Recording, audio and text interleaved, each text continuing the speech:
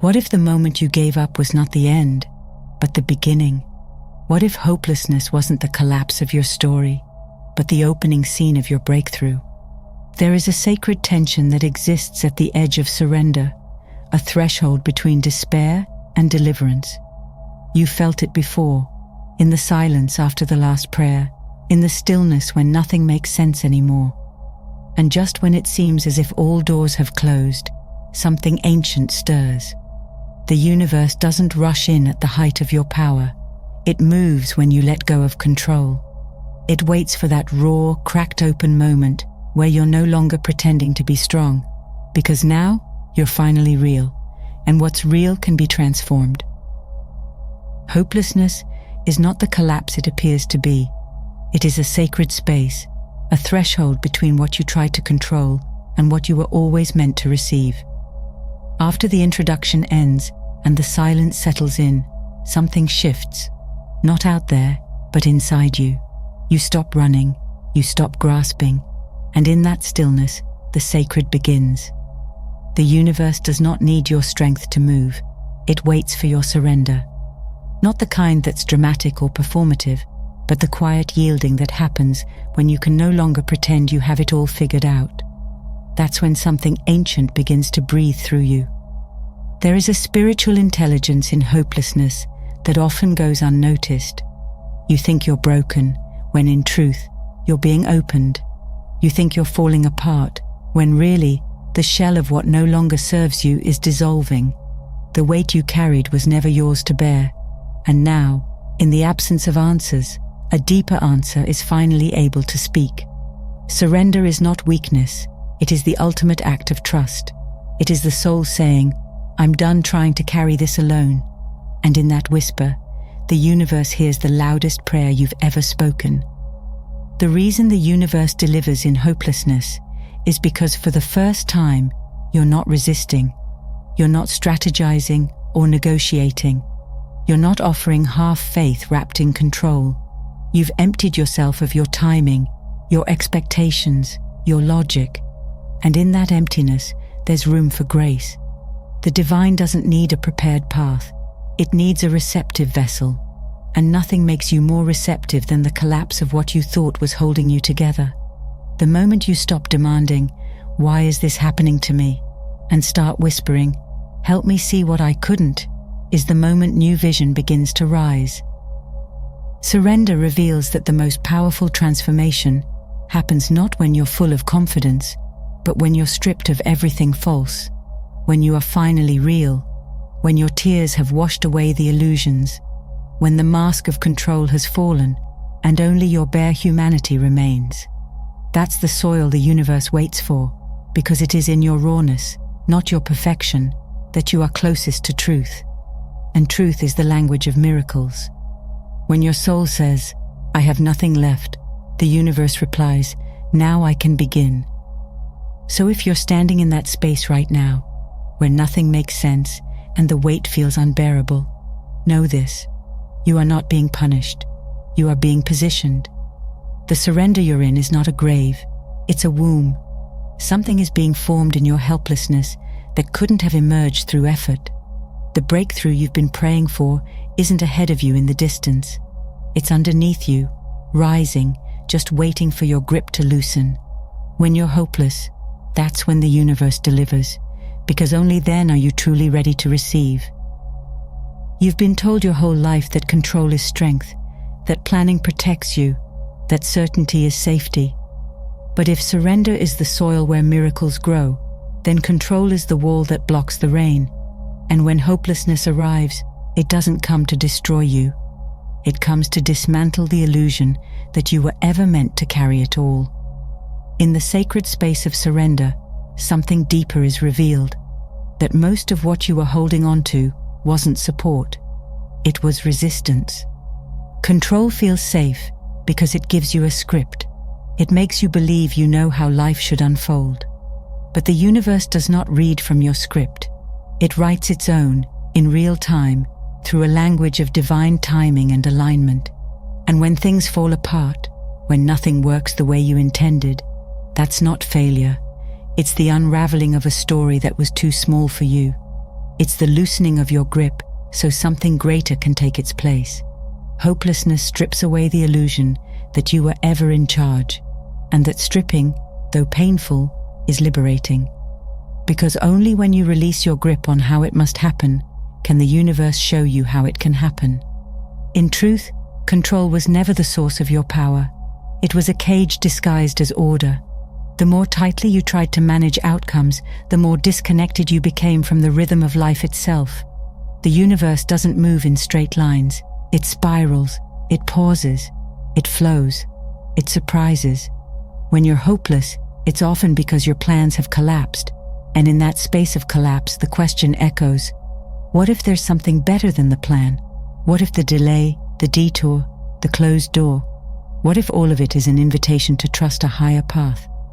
You weren't meant to force your way through life.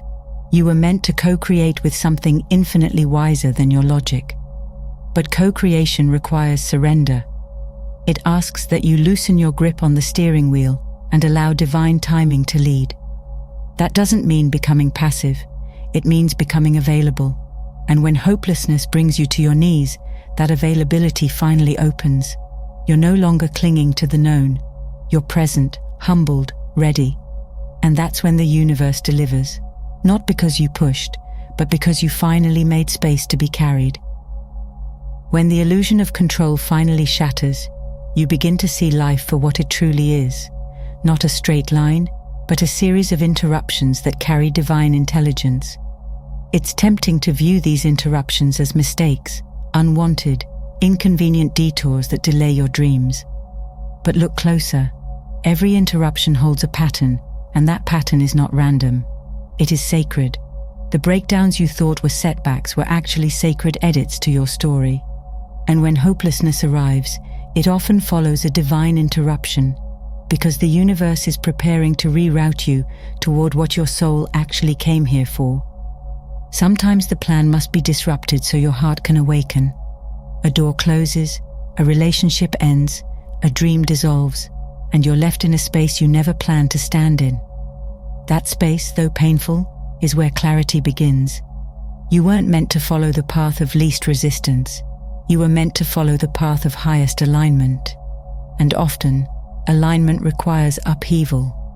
Divine interruption is how the universe reclaims your attention when you've wandered too far into plans that no longer serve your evolution. Hopelessness is the emotional echo of a divine interruption. It rings in the soul not to punish you, but to get your attention, to stop the noise of your assumptions, to break open the hardened patterns of expectation, because only when you pause, only when you feel the full weight of what no longer works, do you become willing to let go of it. Interruption is not cruelty, it is correction. It is the hand of grace, intervening just in time, pulling you from the edge of a version of life that was never meant to be yours. Throughout every spiritual tradition, you'll find this rhythm.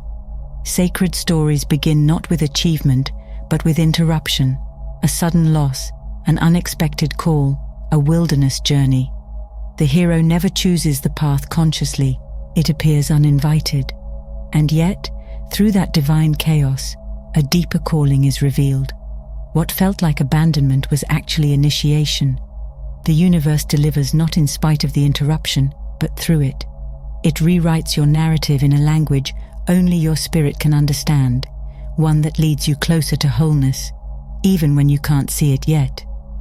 So if you find yourself lost, displaced by an interruption you never saw coming, know this: you are not off course, you are on holy ground. This is not the failure of your plan, it is the fulfillment of a better one. You may feel hopeless because the old structure is crumbling, but the new one is already forming beneath the surface. Divine interruptions are not accidents, they are invitations. And when you're hopeless, it's often because you've come to the edge of your own creation, and now, the universe is ready to build something far greater. After the interruption, there is confusion, a fog, a liminal space where your old identity no longer fits, but the new one hasn't yet arrived. It's a silent kind of disorientation, the kind that makes you question everything. Nothing makes sense. The timeline has collapsed. your efforts seem wasted, and all the meaning you once clung to slips quietly through your hands. And yet, this is precisely when the greatest shifts begin to unfold. Hopelessness doesn't mean you're abandoned. It means you're suspended between what was and what is becoming. The soul evolves in silence, not in clarity. And when the outer world seems still, chaotic, or unresponsive, it's often because something deeper is reorganizing within you. You don't see the roots growing in winter, but spring still comes. You don't hear the seed breaking open underground, but it's happening. And in the same way, when your life feels like it's unraveling with no direction, a greater pattern is moving beneath what the eyes can perceive. When you feel most lost, you are often being rerouted, not to what you wanted, but to what you are. In the absence of answers, your heart becomes teachable, not because you've gained more knowledge, but because the walls have fallen. You no longer demand a logical explanation. You begin to feel for truth instead of think it. This is where intuition sharpens, where grace enters quietly. And if you can stay present in that space, without rushing to fix or escape it, you'll begin to sense a shift. Subtle maybe, but real. Because when nothing makes sense, everything is shifting, and that shift is not against you. It is delivering you, not out of hopelessness, but through it. When confusion has done its work, when everything you clung to has been stripped away and the fog still lingers, it's easy to assume you've been forgotten, that nothing is guiding you, that the silence means absence. But silence is not abandonment. It is the presence of something so vast, so intimate, so precise. It doesn't need to shout to be real. Just because you cannot see the path does not mean the path is gone. There is an unseen hand that has never left your side. Even in the darkest nights of the soul, the universe is not still. It moves in ways beyond logic, in gentle whispers, in invisible orchestration, in patterns too complex for the mind, but perfectly timed for the heart. Hopelessness doesn't mean the absence of movement. It often means you're standing in the middle of a sacred rearrangement, and rearrangement requires stillness. It requires you to trust not what you see, but what you feel beneath the surface, because that's where the work is happening, out of view, but never out of reach. The unseen hand doesn't always rescue you from the storm. Sometimes it simply holds you steady within it, and that is the miracle. Not always that things change, but that you are changed, that you endure, that you soften without collapsing, that somehow, despite everything, you're still here, still breathing, still able to feel, even if what you feel is brokenness. And in that vulnerability, in that raw exposure, you become most open to divine deliverance. Not because you earned it, but because you're finally aligned with it. If you feel hopeless now, remember, the hand that formed galaxies is the same hand holding your life, and it is never careless. It doesn't abandon in despair. It waits there. It waits for the moment you release your last grip on fear, and in that quiet surrender, it delivers what was always meant for you. Not in your timing, not in your way, but in the exact form your soul was always longing for. When you're hopeless, that's when the unseen becomes undeniable. That's when the hand that never left finally makes itself known. So when you find yourself at the end of your strength, remember this: that is where divine strength begins. When you have nothing left, you finally make space for what can never run out. Hopelessness is not a void, it's a vessel. It's not the death of possibility, it's the soil from which miracles grow. The universe doesn't deliver when you're perfect. It delivers when you're open, when you've surrendered every illusion of control and made peace with the unknown. That's the doorway. That's the moment. That's when the real shift begins. And that's when the universe delivers, not just what you wanted, but what your soul always needed.